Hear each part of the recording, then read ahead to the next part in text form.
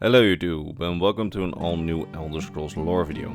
Today we're talking about an odd story, a dragon priest who was abandoned by the dragon who chosen her somewhere in the Merethic era. So strap in as I'll now tell you the story of Zaan the dragon priest.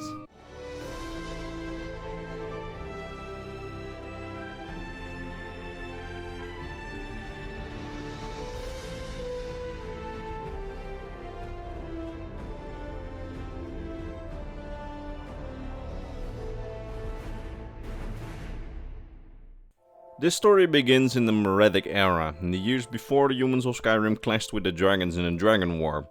It was during this period that humans were ruled over by the dragons and their priests, the dragon priests functioning as a sort of mouthpiece to the dragons and their human subjects to communicate the dragon's wishes. It had been this way ever since the early Nedic tradition had been brought to Tamriel by the earliest human settlers from Antmora, as they worshipped animals and saw the dragons as chief among the animals and chief in their pantheon. This system functioned well, as the dragons didn't concern themselves too much with the affairs of mortals, acting almost like living gods to them, while making their few wishes known through their dragon priests, who were mortals chosen by the dragons to represent them. They received special powerful masks and reportedly held some sort of special connection to their dragon overlords.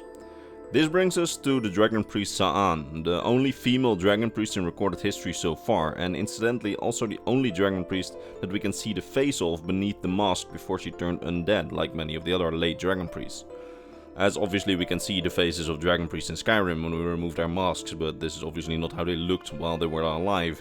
We actually see how Zaan looked when she was alive in this concept art. Anyway, Zaan was selected by the mighty golden dragon Thurvokun at a very young age, extraordinarily young according to many, likely anywhere between 15 and 25 years old. And her connection to the dragon was also extraordinary.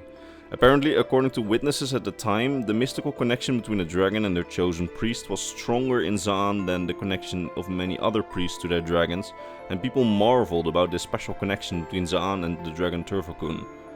The two were very close, and Zaan grew a very strong attachment to Thurvokun, something which the followers of Thurvokun saw as a sign of great fortune for their people, and Zaan would soon become a very popular and influential leader among the people, eventually getting the nickname Skill Caller by her and Thurvokun's followers.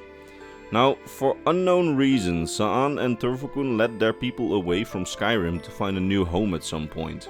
We don't know why they left the province, but in-universe historians believe that it may have been due to differences with the other dragon cults. Perhaps they left of their own choice, or perhaps other dragon priests and other dragons forced them out. Maybe they were wary of Zaan's strong connection to Thurvokun, or perhaps the reason was something else entirely. Regardless of their reasons to leave Skyrim, Zaan and Turvokun led their followers to an ancient orcish temple complex in the mountains of High Rock. This grand temple and its surroundings served as their new home for nearly a decade. The people were prosperous under Zaan's leadership, and Thurvokun watched over the people as his magic protected them while they lived on the mountain. Life for Zaan and the followers of Thurvokun was good. That is, until Thurvokun suddenly disappeared, abandoned his cult and his priest Zaan. One day he simply no longer showed up at the temple. In the first few days and weeks, his followers and Zaan held hope that he would return to them, but as the days grew longer and Thurvokun did not return, discontent started to form in the cult, and Zaan fell into a deep depression because of the abandonment by her dragon. It wasn't long before the members of the cult started blaming Zaan for Thurvokun's disappearance. They blamed her weakness and her incompetence, while Zaan kept them in the temple complex, hopeful that Thurvokun would return before their cult would fall apart in chaos. Some continued to support her, however, the longer Thurvokun was absent, the more followers turned on her. But Thurvokun never returned, and after a few months Zaan was killed by her own followers. They killed her on the very peak of the mountain shrine that she prayed on for Thurvokun's return, her blood turning the ground and snow red. Her former followers tried to steal her dragon priest mask, but it would not come off her body, and then the former followers left her there, as they left the temple to build themselves a new life on the outside. Zaan would later be reanimated as an undead years later, maybe by a necromancer, and the newly raised Zaan would become a servant of Periite, carrying Spellbreaker in his name. How exactly and by whom she was raised is Unknown. Perhaps she was already under the influence of incantations, allowing her to become undead before she was killed. We really don't know how she got resurrected. What we do know is that as an undead, she served the cult of Peryite in the very temple in which her followers killed her.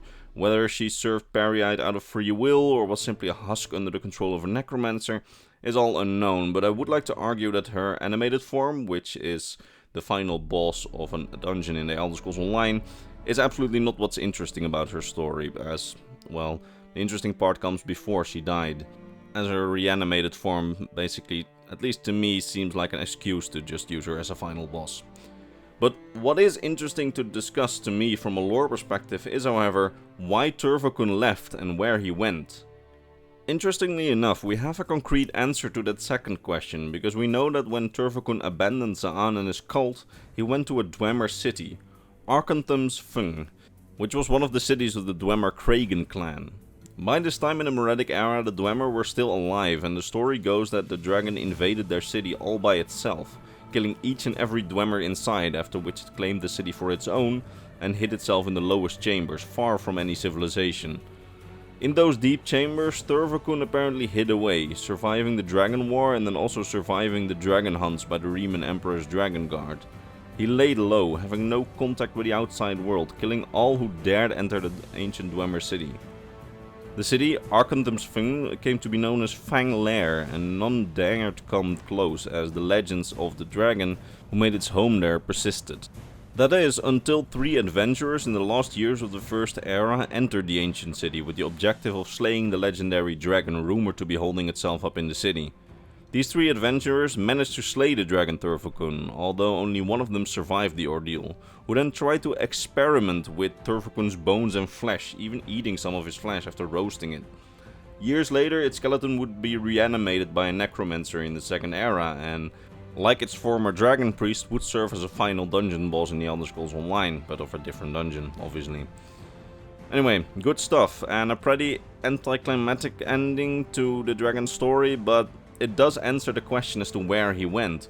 Now, the real question is, why did he leave in the first place? What's caused him to sever his strong bond with Zaan and abandon the followers which worshipped him like a literal god?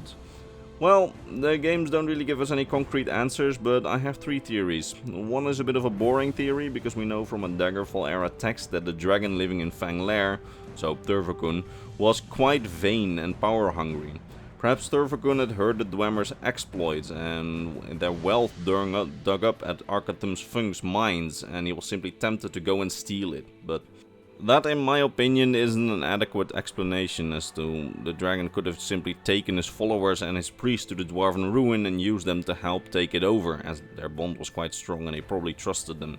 That way he would still be worshipped and his strong connection with Zaan would still be intact. Now, another theory states that Zaan, for some reason, became a follower of Peryite before Thurvokun abandoned her. He felt betrayed and then left her behind, together with his followers. But that again seems unlikely in my opinion, as if that was the case, Zaan would have likely acted far differently in the final months. Nothing to say of the fact that Thurvokun could have just killed her and replaced her with a new priest. The most likely theory in my opinion is the one shared with me by my friend Mr. Christmas, who carried me through the dungeons for the research of this video. His theory states that while Thurvokun was away from the temple, as he often was for short periods, he heard from other dragons that the Nords of Skyrim had started to rebel against their rule, and that the Dragon War had started. Perhaps he even learned already of Parthenex's defection to the human side, and he suddenly saw the writing on the wall for his kind and decided that he needed a place to lay low unless he too wanted to become a target for the Nords. Or perhaps he was afraid that his followers would turn on him. So instead of returning to the temple, he disappeared, and he laid low in order to survive. Holed himself up in some deep Dwemer ruin until the end of time. He couldn't take his followers, even if he trusted them, as they saw him as a god, and such a cowardly move of hiding away would have likely had them turn on him. So he left, never to be seen again by his followers, and not even by the human most dear to him, his priest Zaan. And that is the story of Zaan and Turvokun, and how the latter abandoned his chosen priest. A bit of a sad story, ending on some speculation. That said, let me know in the comments if you have a different theory on why Thurvokun could have abandoned Zaan. I'm honestly curious whether you guys have different thoughts on the matter, because, well, there are some holes in some of the theories, especially since Zaan was abandoned in the Merethic era. Meanwhile, it's unclear whether the Dwemer city that Thurvokun went to already existed in the Merethic era or was a product of the first era, so he might have hid himself away somewhere else and then heard of the Dwemer city and went there. The exact details are a bit hazy on that one, or perhaps it's just lazy writing, I'm not sure.